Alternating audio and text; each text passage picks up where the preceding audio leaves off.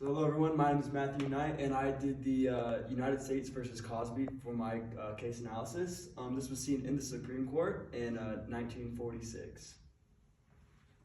So some background information. The government owns a small military airport near the city of Greensboro, North Carolina, and CAUSBY owns a chicken farm not far from that airport.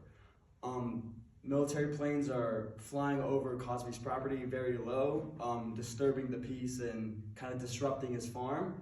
And so CAUSBY ends up suing the United States because of this.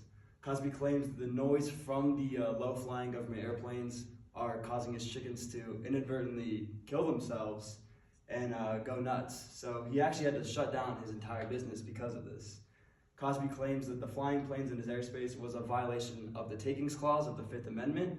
The Takings Clause states that government can take and use private property, but the owner of that property must be compensated.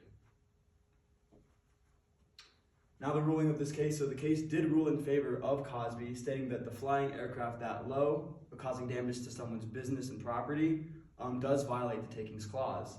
CAUSBY was compensated for the loss of his chickens. Some other key takeaways from this case: the private property does not expand unlimited into the air.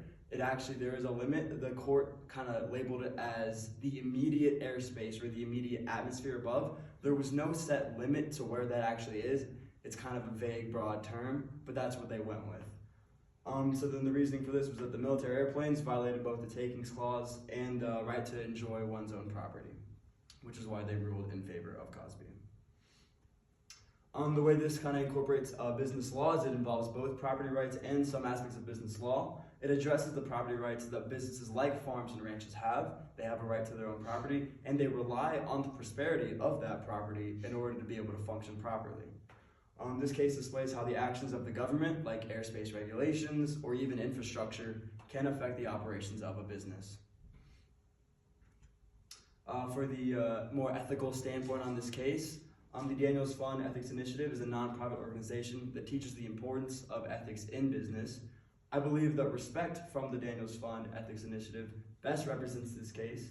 It describes respect as honoring the rights of the people's views, property, and their freedoms. And I believe that applies directly to this case because the government violated CAUSBY's freedoms and property rights by discarding any care for his property or his business. Therefore, they should have to compensate CAUSBY. For a more personal perspective, I do agree with the overall rulings of the case. The government was rightfully held liable for CAUSBY's losses. And I do agree with the court's ruling that your property doesn't expand infinitely into the air.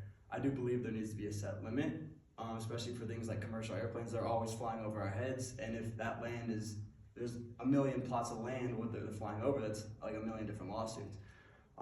But I do dislike that there's not a definitive line for where that cuts off.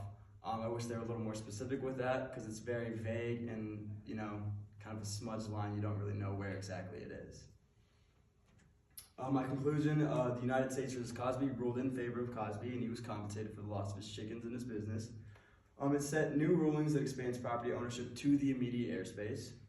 And it will set precedents for other businesses that require land to operate, like ranches and farms. In a case like a similar case could appear like this in the future that involves disturbances of their property. Overall, I agree with the rulings of the case. Thank you, and are there any questions?